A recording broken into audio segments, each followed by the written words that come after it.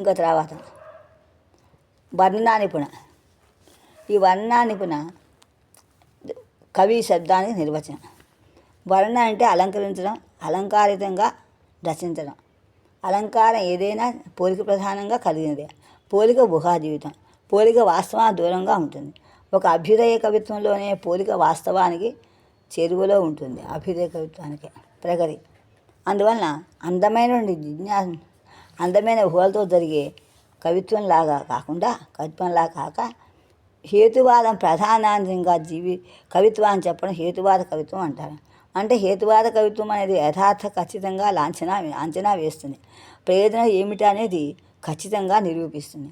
హేతువాద కవిత్వం అని సామాన్యంగా అన్వయించి చెప్పినా ఏ అంశాలైతే కవి వస్తువులుగా స్వీకరించబడుతున్నాయో ఆ వస్తువుల విషయంలో హేతుత్వ ప్రధానమైన ఆలోచన ఉంటుంది. మొత్తం అందుకని చెప్పచ్చు. ఆ హేతుత్వం ఏంటి? మన మనస్సంకల్పమే హేతుత్వం. అదొకటి. రెండోదేమో అన్నిటికన్నా ముఖ్యమైనది మనస్సంకల్పం. ఆనాటి రాజకీయాల యొక్క ఆనాటి మనువు యొక్క పరిస్థితి ఎలా ఉండేది, రాజపాలన ఎలా ఉంది అని చెప్పడం ముఖ్యం. హేతుత్వం అదే.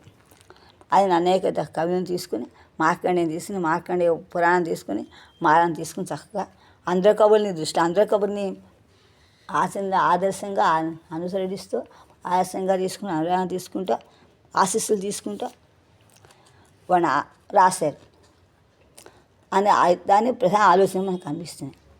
అది హేతువాదం. వస్తు విషయంలో కూడా కదా వస్తువు అదే.